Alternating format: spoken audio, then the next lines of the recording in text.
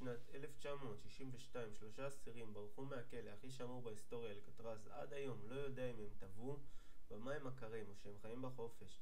אלקטרז זה הכלא פדרלי שנמצא על אי מול העיר סן פרנסיסקו שבארצות הברית, במקום נחשב לבלתי חדיר ומוקף מים קרים מאוד עם זרמים חזקים ושומרים ששומרים עליו 24/7 עם רובים ביממה. כולם האמינו שמי שנכנס לשם לעולם לא יוצא, אבל 3 אסירים, פרנק מוריס והאחים אנגלין, עשו את הבלתי אפשרי. תכננו ברירה חכמה מאוד.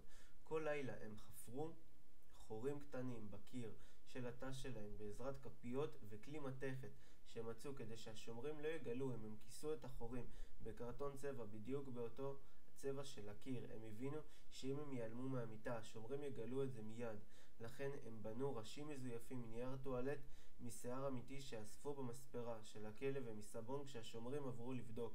זה נראה כאילו האסירים ישנים כרגיל.